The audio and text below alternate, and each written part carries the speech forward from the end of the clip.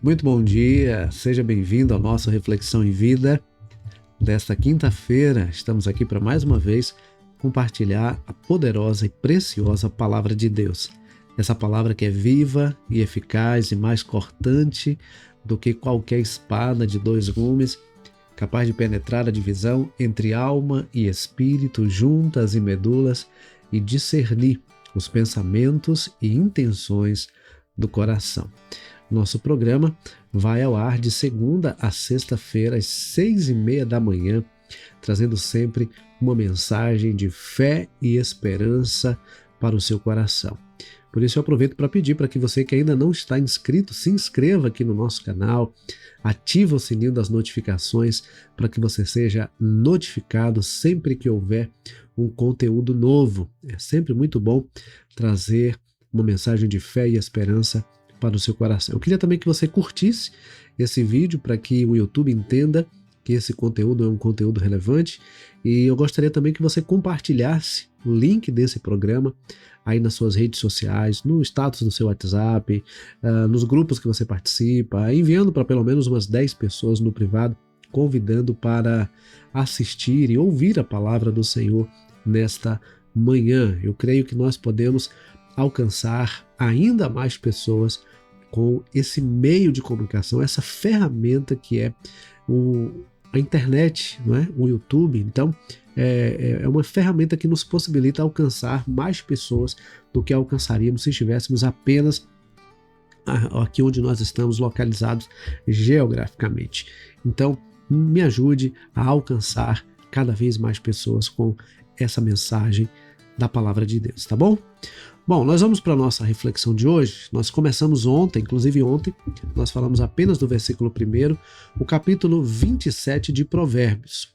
Provérbios, capítulo 27, é nesse texto que nós vamos fazer a nossa reflexão de hoje, e vamos partir dos versículos 2 a 10, e a partir desses versículos nós vamos tirar lições práticas para a nossa vida. Esse capítulo 17 de Provérbios é muito precioso, tem muitas lições para a nossa vida, e eu quero, nessa manhã, trazer algumas lições para nós, tá bom? Provérbios, capítulo 27, a partir do versículo 2. O texto diz assim: Deixe que os outros o louvem, e não a sua própria boca, um estranho, e não você mesmo. Esse texto já começa com uma lição muito importante. Nós não devemos nos autopropagar. Nós não devemos nos exaltar ou nos colocar num pedestal ou nos colocar numa vitrine ou querer mostrar que somos os bons ou os melhores naquilo que fazemos. Nós devemos fazer com qualidade, devemos fazer da melhor maneira possível aquilo que nós fazemos. Primeiro, para a glória de Deus. Segundo, para que abençoe a vida daqueles que ouvem. Essa deve ser a nossa motivação. Primeiro, a glória de Deus. Segundo, para que abençoe a vida daqueles que ouvem e não para a nossa autopromoção.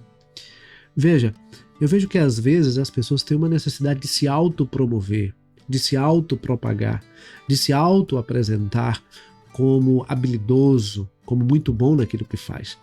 Mas o ideal é que as pessoas notem isso, é que as pessoas vejam em nós a qualidade naquilo que fazemos, a dedicação naquilo que nós fazemos. Eu vejo que às vezes as pessoas se preocupam muito de querer se apresentar realmente e mostrar as suas habilidades, quando na verdade o que nós precisamos fazer é fazer bem feito aquilo que o Senhor coloca em nossas mãos.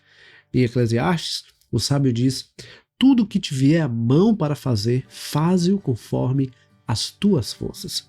O apóstolo Paulo, quando escreve aos Colossenses, ele diz que tudo aquilo que nós fazemos, devemos fazer como fazendo para Deus e não para os homens. E quando escreve aos Coríntios, ele diz: quer comais, quer bebais ou façais qualquer outra coisa, fazei para a glória de Deus. Então, quando nós fazemos para a glória de Deus e para abençoar a vida das pessoas, isso naturalmente retornará como bênção também na nossa vida. Versículos 3 e 4 vão dizer assim: pesada é a pedra e a areia também, mas a ira do insensato é mais pesada do que as duas. Cruel é o furor e impetuosa é a ira. mas quem pode resistir à inveja? Aqui ele fala de duas coisas, da ira e da inveja. Ele diz que a ira é mais pesada do que a pedra e do que a areia. E ele diz que aquele que age com ira acaba agindo como um insensato, como um tolo. E a grande questão é exatamente essa. O apóstolo Paulo, quando escreve aos Efésios, ele diz assim: irai-vos e não pequeis. Irai-vos, mas não pequeis. Por quê? A ira pode ser até involuntária. Pode ser o reflexo de uma insatisfação, diante de uma injustiça, diante de algo que lhe prejudicou, que lhe feriu, que lhe machucou, que lhe ofendeu de alguma forma, e você pode ficar irado. O que não pode ocorrer é você permitir com que essa ira gere uma situação de pecado. Você não pode permitir, por exemplo, que essa ira te leve a agredir alguém. Você não pode permitir que essa ira te leve a querer fazer justiça com as próprias mãos. Você não pode permitir que essa ira te leve a ofender também o outro. A ira, ela pode ser involuntária, mas aquilo que fazemos com ela pode se tornar uma situação pecaminosa e prejudicial para nós e para outras pessoas também. Então, por isso que ele diz, olha, a ira do insensato é mais pesada do que a pedra e do que a areia. Depois ele vai dizer, no versículo 4, que o furor, cruel é o furor, impetuosa é a ira, mas quem pode resistir à inveja? Inveja é você querer ter o que o outro tem ou ser o que o outro é, sem que para isso você se proponha a fazer o esforço que ele fez. Você olha para o que ele tem, para o que ele é, e você deseja ter, você deseja ser, mas não se propõe a fazê-lo. Você não se propõe a trilhar o caminho. Aí você começa a olhar para o outro e apontar para o outro e às vezes acusar o outro por ele ter ou ser aquilo que você gostaria. Então, nós não podemos permitir que a inveja tome conta do nosso coração. Nós podemos olhar para alguém e admirar o que aquela pessoa tem, o que aquela pessoa é, o que aquela pessoa conquistou e pedir a direção de Deus e a bênção de Deus para de repente conquistar também. Quando nós reconhecemos a bênção de Deus sobre o outro, a bênção de Deus também vem sobre nós. Agora, quando nós não reconhecemos a bênção de Deus sobre o outro e simplesmente invejamos o que o outro tem ou o que o outro é, nós também impedimos de que a bênção venha sobre nós. Há pessoas que vivem murmurando. Eu estava até refletindo, inclusive, hoje sobre isso.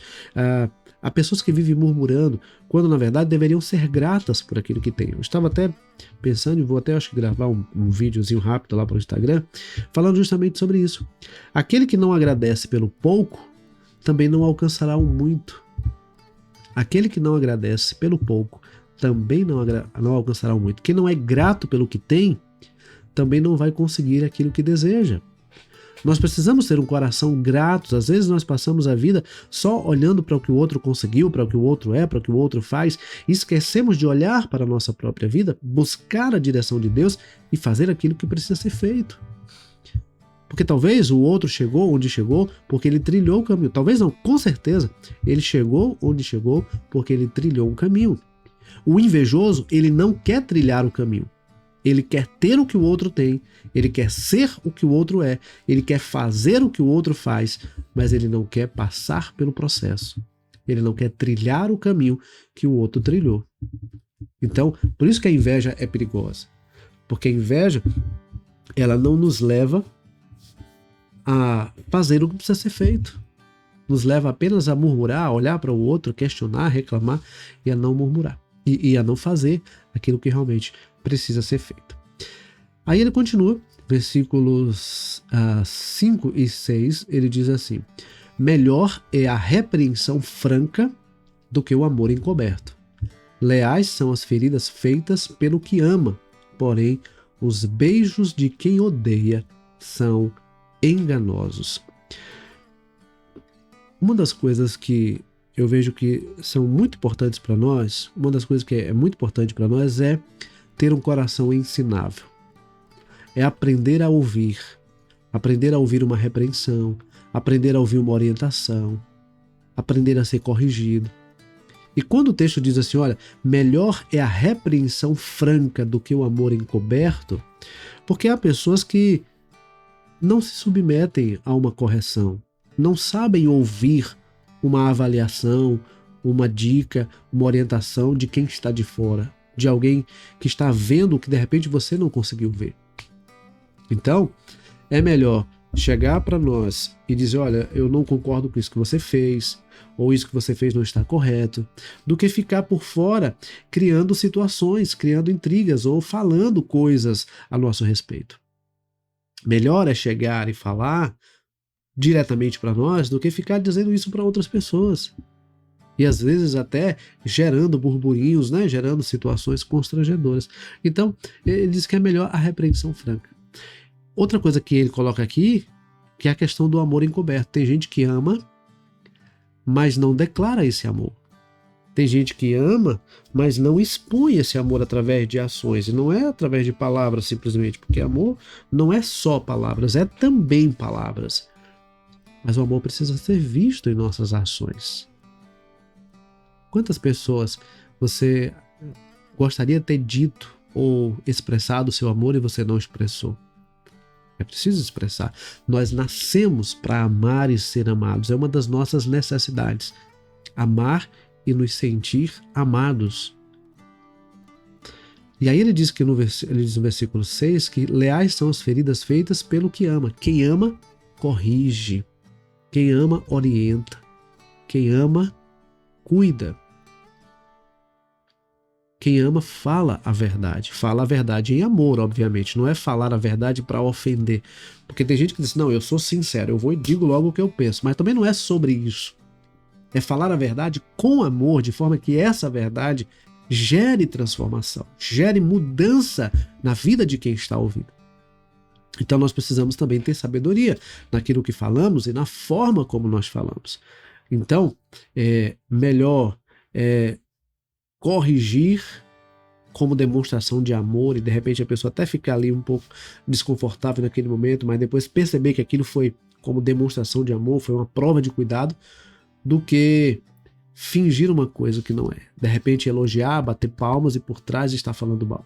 É isso que ele diz, olha, é melhor a ferida feita por quem ama do que os beijos de quem odeia.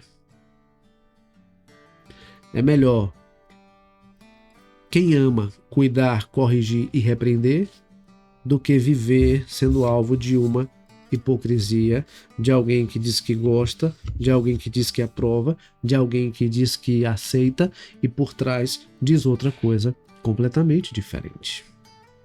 Cuidado com muitos elogios, cuidado com muitos beijos, com muitos afagos. Isso pode, na verdade, ser uma tentativa de esconder uma inveja, uma insatisfação, uma infidelidade, uma deslealdade. É preciso ter cuidado. Não se deixe levar por tudo que você ouve ou por tudo que você recebe. Tenha sabedoria, tenha discernimento. E para que você tenha sabedoria e discernimento, é preciso buscar em Deus. Pedir a Deus sabedoria, pedir a Deus discernimento. Versículo 7 ele diz assim: quem está farto pisa o favo de mel, mas para o faminto até o amargo é doce. Você já percebeu que às vezes a pessoa acaba desvalorizando aquilo que você está fazendo? Quando ela não está precisando de você, ela desvaloriza aquilo que você faz, o cuidado que você tem. Mas quando vem o momento da aflição, ela recorre a você. Interessante, às vezes a pessoa está ali com fome e ela chega ali e faz uma farofa de ovo e que farofa deliciosa. Mas quando a pessoa está cheia, quando ela está satisfeita, quando ela não está com fome, às vezes você chega com um prato delicioso e apresenta para ela, não quero não, obrigado. Rejeita. E você já percebeu que isso acontece muitas vezes na vida, no dia a dia? Pessoas que rejeitam o seu amor, rejeitam o seu cuidado, rejeitam a sua repreensão, porque elas estão cheias de si. Pessoas que estão cheias de si. Pessoas narcisistas. Pessoas que acham que são donas da verdade, que o mundo deve girar em torno dela. Então elas acham que todo mundo deve reverenciar. É preciso ter cuidado com esse tipo de pessoas. Preciso ter cuidado. Nós não precisamos viver escravos de pessoas que querem a atenção toda para si. Entende? Então nós precisamos ser bênção na vida das pessoas. Uma vez eu vi uma expressão que eu achei interessante, alguém que diz assim, olha, seja bênção, mas não seja besta. E isso é importante, porque às vezes as pessoas querem ajudar demais os outros e acabam se prejudicando. Às vezes acabam se humilhando, às vezes acabam se menosprezando. E nós não precisamos disso. Nós devemos ser bênção, devemos fazer o bem que estiver ao nosso alcance. Mas não precisamos nos submeter a uma relação, a um relacionamento, seja de amizade ou qualquer que seja, onde nós saiamos prejudicados, simplesmente para não perder a amizade, para não perder aquela pessoa de vista. No versículo de número 8, ele diz: como a ave que vagueia longe do seu ninho é quem anda vagueando longe do seu lar. Aqui ele traz nas entrelinhas a importância de poder voltar para casa, da importância da família. Olha, você pode sair, pode fazer sucesso, pode crescer, pode trabalhar, pode enriquecer, pode chegar nos mais altos lugares que você imaginar, mas não esqueça a importância da sua família. Não esqueça as suas origens, não esqueça de onde você saiu, não deixe de honrar aqueles que fazem parte da sua história. Eu já vi homens casarem, e aí aquela mulher, a esposa ali ajudando a crescer, a trabalhar, a prosperar, e de repente quando ele chega num determinado nível, ele deixa para trás aquela esposa que tanto lutou e que tanto batalhou com ele e troca por uma outra pessoa que não tem nada a ver com a história, que não fez absolutamente nada para chegar onde ele chegou. Então, é preciso ter muito cuidado. Nenhum sucesso justifica o fracasso de uma família. Nenhum sucesso justifica o fracasso de uma família. Família é o bem mais precioso que Deus nos dá nessa vida. Das coisas desse mundo não existe nada mais precioso do que a família. Mas a família precisa estar no centro da vontade de Deus, na dependência de Deus. Por isso que o salmista diz, no Salmo 127, se o Senhor não edificar a casa, em vão trabalham os que edificam. Se o Senhor não guardar a cidade, em vão vigia a sentinela. Aí no Salmo 128 ele vai falar da felicidade daquele que teme ao Senhor. Aquele que teme ao Senhor tem a sua casa alicerçada na presença de Deus e abençoada pelo Senhor. Versículo de número 9.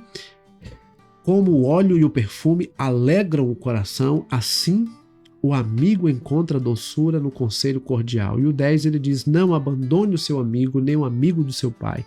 Não vá para a casa do seu irmão no dia da adversidade, pois mais vale o vizinho perto do que o irmão longe. Veja, esse texto ele fala da importância da amizade, a importância de termos amigos, pessoas com quem podemos contar, e as pessoas também nos terem como aqueles com quem elas podem contar. Na amizade nós somos lapidados, né? E nós não podemos abandonar um amigo no momento que ele precisa de nós. Nós não podemos abandonar um amigo quando a gente cresce na vida e deixar para trás aqueles que fizeram parte da nossa história. É claro que para cada fase existem pessoas que fazem parte. Para cada fase da nossa vida vão existir pessoas que vão fazer parte daquela fase. Mas nós não podemos esquecer daqueles que caminharam conosco, principalmente nos dias difíceis, nos dias desafiadores, nos dias turbulentos da nossa vida. Os verdadeiros amigos são aqueles que ficam quando todos os outros já foram embora. Os verdadeiros amigos são aqueles que não abrem mão de nós. Os verdadeiros amigos são aqueles que nos aproximam de Deus. Os verdadeiros amigos são aqueles que querem sempre o nosso bem. Os verdadeiros amigos são aqueles que caminham conosco, independente do que temos a oferecer. Isso me faz lembrar o texto da palavra daquele paralítico que foi levado por 4 amigos até Jesus. Quando eles chegaram na casa onde Jesus estava, havia uma multidão, eles não tinham como entrar na porta, eles abriram no telhado, abriram no teto, um lugar onde eles pudessem descer com aquele amigo para que ele fosse curado. Eles não voltaram para casa sem a bênção daquele amigo. A fé daqueles homens. O texto diz que Jesus, vendo a fé daqueles homens, realizou um milagre na vida daquele paralítico. Então, os verdadeiros amigos são aqueles que nos aproximam de Deus e que não desistem de nós e que caminham conosco em todo o tempo. E nós não podemos nos esquecer deles. Nós não podemos nos esquecer daqueles que nos ajudaram a chegar onde nós chegamos, daqueles que estiveram conosco nos momentos difíceis da nossa caminhada. Eles fazem parte da nossa história. Bom, esse foi o nosso programa de hoje. Eu espero que você tenha sido abençoado, alimentado, fortalecido por essa palavra. E se você foi abençoado pelos ensinamentos dessa manhã, eu gostaria que você compartilhasse ainda mais o link desse programa aí nas suas redes sociais, de forma que a gente possa alcançar ainda mais pessoas com essa palavra, tá bom? Que Deus nos abençoe, que Deus nos conceda uma ótima quinta-feira e, se Ele permitir, amanhã, às 6:30 da manhã, nosso programa estará de volta. Deus abençoe, um forte abraço e até amanhã, se Deus quiser.